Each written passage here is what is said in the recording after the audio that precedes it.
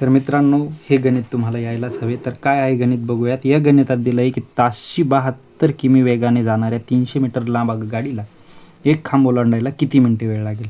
तर यात सरळ सरळ distance equal to time into velocity जो फॉर्म्युला आहे तो लिहून घेऊयात, ज्याला मी शॉर्टकटमध्ये डिश टी व्ही तयार केलेला आहे.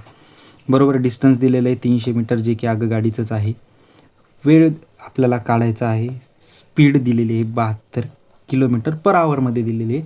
त्याला आपल्याला मीटर पर सेकंदमध्ये कन्वर्ट करायसाठी 5/18ने भागावे लागेल. बरोबर, तर 18 × 18, 18 चोक 72, म्हणजे हे येतं आहे बरोबर 20. 4 × 5.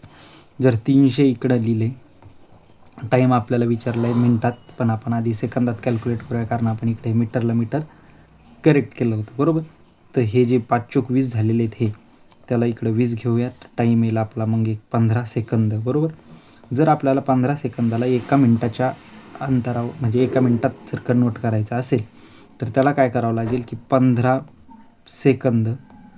बरोबर, आणि 60 हे एका मिनटात असतात 60 सेकंद, तर त्याला 60 सेकंद असं लिहून घेऊयात.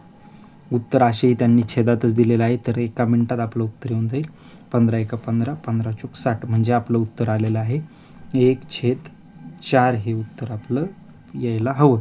तर इथे पहिलंच ऑप्शन आहे आणि हेच अगदी बरोबर उत्तर आहे.